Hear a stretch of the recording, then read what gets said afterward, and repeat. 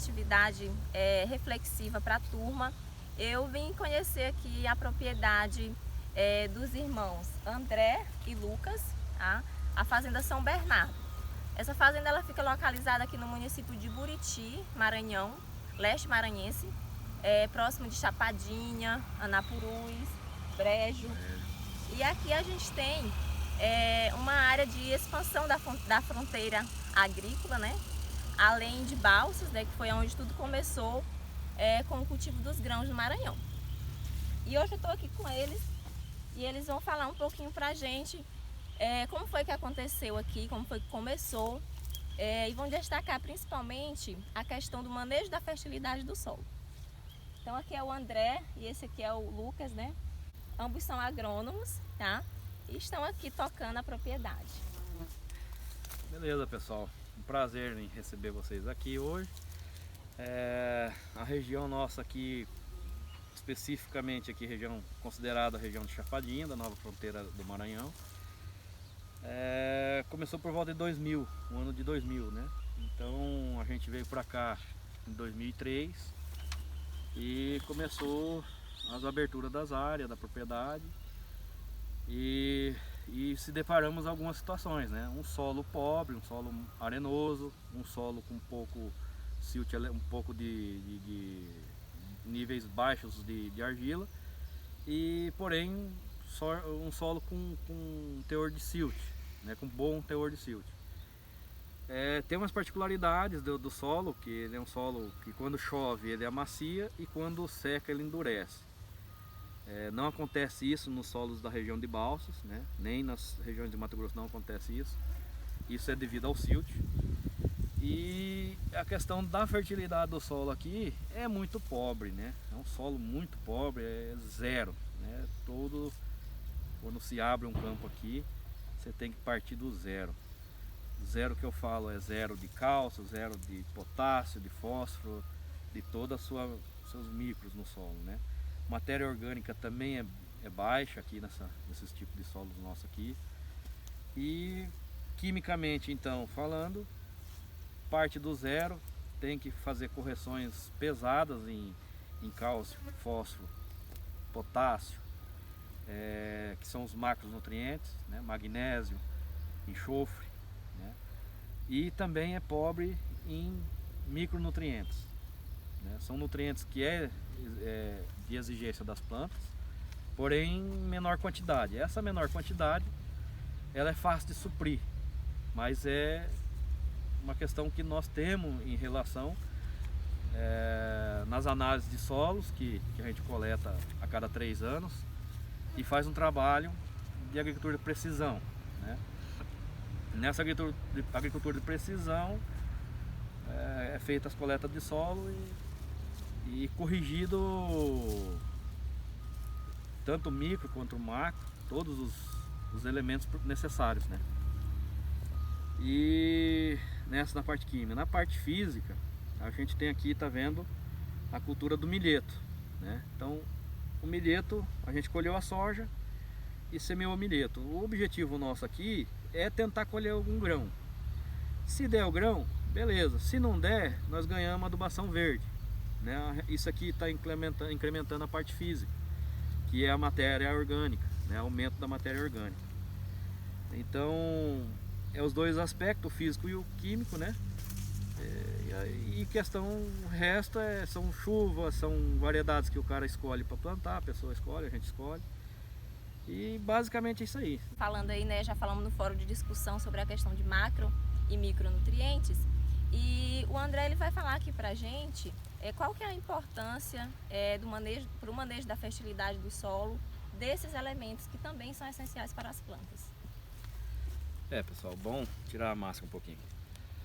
Os micronutrientes são tão essenciais quanto os macros, né? Porque se faltar um, o barril não vai encher, a lei do barril. Se você tiver um furo, aquele furo, a água vai vazar. Vazou, você não atinge o máximo, o teto máximo. Então a produção das plantas, ela é não só o macro, não é só os macronutrientes. Os micro também, faltou um deles, você não vai conseguir atingir o máximo do potencial da planta. Então você às vezes acha assim, é micro porque é pouco, porque é pequeno. Sim, ele é pouco, ele é pequeno, mas ele é pouco solúvel, ele é pouco móvel no solo. Então se você não faz, a planta não vai achar, não vai conseguir absorver, e a falta de um deles vai gerar a falta de outro, porque a planta precisa de um para quebrar e assimilar outros nutrientes junto para crescer a planta e se desenvolver e produzir. Então os micronutrientes são tão essenciais quanto os macros. Isso é uma coisa que tem que frisar. E por ser pouco, a pessoa não quer fazer, porque são caros, são produtos caros. Só que não é todo ano que você faz. A gente tem experiência própria aqui na fazenda, que custa em torno de 2 a 3 sacos por hectare a aplicação desse micro, porém ela é uma aplicação feita de correção e manutenção para 5 anos, para 5 safras. Então ela custa 3 sacos de soja por hectare no primeiro ano, mas ele incrementa uma produtividade já feita, testada nos experimentos nossos aqui, que ele incrementou 5 sacos. Então, ou seja, ele pagou os 3 do custo e sobrou 2. Então é viável, tem que ser feito, né, os micros. Obrigada, André, pelo esclarecimento aí. E aí eu queria que vocês falassem mais um pouquinho sobre essa questão aqui, sobre esse sistema que vocês utilizam. Que lá na região de Balsas a gente vê muito safrinha, né? E para cá a gente já vê mais milheto, né? Vê sorgo. Né? Qual que é a importância dessa rotação, dessa sucessão e do plantio dessas plantas de cobertura em termos de fertilidade química, da química e física do solo? A gente, a fazenda, né, adotou, como a região também adotou, pós-soja, a cultura principal que é o soja, a segunda cultura, o do milheto. A teoria é essa, pelo menos fazer a palhada, fazer a cobertura, por causa da radiação solar, né, a temperatura do solo diminuir, e depois a cobertura de matéria seca, né. Mas se o ano é bom, tem algum tipo de chuva a mais do que o normal, acaba dando para poder colher essas áreas, né? Na região já está começando a entrar então o cultivo de sorgo, que também não era normal. O que era normal só era o milheto, que era a única cultura que estava se sobressaindo com essa falta de água. Então já estamos buscando hoje a alternativa, que seria o sorgo, que também está apresentando bons resultados na região. E outra cobertura que o pessoal vem fazendo é trabalhar com as braquiárias, né? Então, pós-soja, faz a semeadura da braquiária e aí instala a braquiária na área. É muito recente, é coisa que vai ter para frente ainda bastante estudo em cima disso. E possivelmente, futuramente, aqui para nós, talvez vai ser a segunda safra, talvez o gado, quem sabe, né? Em cima dessa braquiária, conseguir trabalhar com o gado, num período curto, mas já é alguma alternativa. Para nossa região, que ela é limitada, aqui não é uma região muito propícia para fazer safrinha, né? Mas tudo muda, a questão de materiais, variedades, a próprio milheto, há muitos anos atrás, não tinha materiais de soja com ciclos para a região, que desse para você fazer uma palhada posterior, ou seja, uma segunda cultura, no caso o milheto. Hoje já está tendo essa alternativa com materiais mais curtos, consegue fazer um bom milheto porque está chovendo, está pegando algumas chuvas a mais, né, no milheto. Então tudo é questão de futuro, ninguém sabe qual que é o para frente, mas o intuito nosso é tentar de qualquer forma manter essa cobertura, né, para melhorar a questão do solo, do solo ser pobre, um solo cerrado, e tem que trabalhar com essa fertilidade, fazer a fertilidade, construir. E não é só com um adubo químico, seria o adubo verde, né, que é a matéria orgânica, que é muito necessária até para a questão de os micro-organismos do solo, que ajuda muito, a questão de retenção de água, que a matéria orgânica ajuda, contribui muito, né. É construir a parte estrutural do solo, né, a textura do solo com matéria orgânica, né? A parte física, né? Então tem a parte química, que é a reciclagem de nutrientes, porque a própria planta está extraindo alguns nutrientes que o soja não consegue pegar pela diferença de raiz, né? E a questão do milheto ou da braquiária, ela desce muito mais profundo, busca alguns nutrientes que já lixiviou, já foi embora, e ela acaba trazendo para cima e vai voltar na palha, na decomposição, Então é um ciclo, isso vem renovando. É o que o pessoal está adotando, a gente, né, como produtor, vem adotando para melhorar. Ótimo, gente. Então vocês viram aí nas falas aí de André e de Lucas, né, que o agronegócio, né, o cultivo de grãos, o agronegócio da soja, ele também adota práticas de manejo sustentável, né? Igual ele falou aqui, né, eles estão utilizando aí a prática do plantio direto, né, da rotação de cultura, cobertura do solo. E o Lucas falou aqui também agora há pouco que não se descarta a possibilidade de fazer uma integração, né? Uma integração lavoura-pecuária, né? Por enquanto. Quem sabe futuramente floresta também, né? ILPF, né? E aí ele destacou aí a função das braquiárias que entram nesse sistema e do animal, né? Que já é um incremento, né, na renda da propriedade, e ainda tem também as fezes dos animais, né?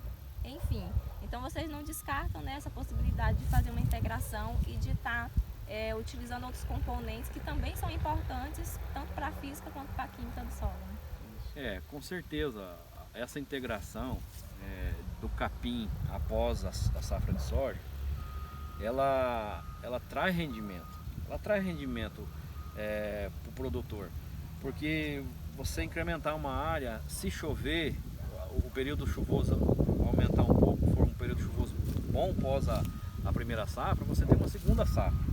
O objetivo do produtor não é só visar o lucro. Você visa o lucro, sim, você tem um custo. Qualquer milheta aqui, você fazer um plantio do milheta aqui, tem um custo por hectare. Nós não estamos visando ter lucro, não, mas às vezes o lucro está só no ter plantado, só nessa palhada aqui, mesmo que não dê grão nenhum, já tem lucro para o solo, como o Lucas explicou. Você melhora a física do solo, você vai melhorar a micro-região do solo, do solo, né? Você vai ter bactérias, você vai ter os micro-organismos dos solos, né, ativos, e isso ele traz incremento para a melhoria do solo. Consequentemente, você vai ter um ganho na produção, né? Essa entrada do capim e para fazer uma segunda safra com boi, isso já tem alguns fazendeiros na região fazendo essa integração e estão tendo ótimos resultados, né? E nós temos uma região que a chuva ela corta cedo, né? Então não é todas as culturas que a gente consegue fazer na segunda safra, como balsas. Balsa, o período é maior, é mais meses chovendo, então eles conseguem plantar um milho e colher um milho de safrinha. O milho safrinha, ele está tendo uma segunda safra, né? Ele vai ter o benefício da segunda safra, que vai ter um lucro em cima disso, vai pagar as despesas, né? E também ele já fez a melhoria do solo, né? Que é a parte de matéria orgânica. Nós ainda, como o Lucas falou, estamos no começo. Nós estamos numa região que não tem muito estudo desenvolvido de variedades para nós aqui, mas está chegando a braquiária, está chegando algumas variedades de sorgo da Embrapa, que são mais rápidas, e também alguns materiais de soja, que está com um ciclo ótimo, né? Que a gente está conseguindo já plantar a soja, essas variedades, colhendo essa soja e já fazendo um plantio de sorgo. É claro, isso hoje vai representar na fazenda 20 a 30% da safra, né, da área plantada com sorgo, né, o objetivo da fazenda para o próximo ano, em cima desses materiais. O restante da área ainda vai ser milheto, porque é um custo baixo, né, e a gente vê ele como principal melhoria do solo, né. Então, com certeza, com o passar dos anos, a pesquisa, a Embrapa, as outras empresas de sementes vão desenvolver materiais que a gente vai conseguir ter a safrinha aqui nessa região também, nem que seja com sorgo. Sorgo já está sendo uma opção. Hoje nós já temos como opção safrinha, segunda safra, o sorgo. A gente quer que venha mais coisa, além do gado, o sorgo. Já são duas opções, né? Então, mais ou menos é isso aí que a gente queria tentar passar. Ótimo. Obrigada, viu, gente? Obrigada, André, por se disponibilizar a falar aqui pra gente. Obrigada, Lucas, tá? E vamos ficar de olho vamos ficar ligado aí nas falas, né, do Lucas e do André, para a gente resolver a situação, o problema que eu vou propor para vocês já já. Continuando aqui a nossa proposta de atividade reflexiva, eu vou trazer aqui a situação, o problema que eu criei para você. Então, vocês acabaram de conhecer os irmãos Lucas e André Introvini, que eles trabalham aí no cultivo de grãos, né, da soja, na Fazenda São Bernardo, no município de Buriti, Maranhão, vizinho aqui de Duque Bacelar, certo? E atualmente a área plantada da propriedade deles é de 4.500 hectares, só que recentemente eles adquiriram mais terras, compraram mais terras de um grupo que trabalhava aqui com cana-de-açúcar, e essas áreas elas já estavam abandonadas há um certo tempo por já estarem improdutivas, não estarem respondendo mais. E eles pretendem aumentar a produção de soja e trabalhar nessa área. A situação é a seguinte: atualmente a fazenda está recebendo estagiários do curso técnico em agronegócio.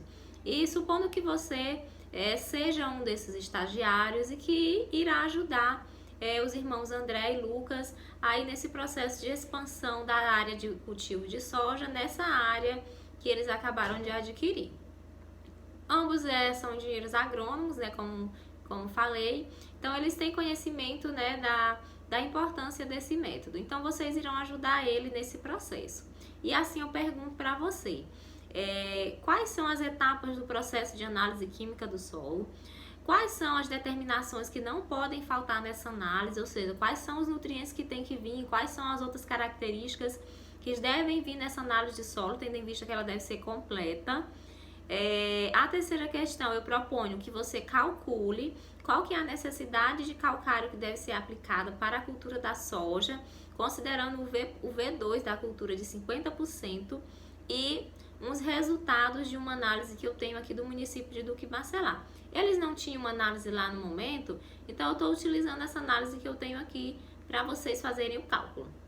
Na quarta questão, eu quero que vocês me digam quais são os micronutrientes que não podem faltar na recomendação de adubação para essas áreas para cultivo de soja, tendo em vista que esses micronutrientes eles são importantes para o processo de fixação biológica na cultura. E é isso, gente. Essa atividade ela vale 1 ponto na avaliação presencial prática e vocês têm até o dia 15 de julho para me entregar, tá bom? Podem estar mandando dúvidas, né, se tiverem lá no WhatsApp. Eu vou postar a atividade lá no mural de avisos e também vou encaminhar por mensagens. E é isso, gente. Até mais.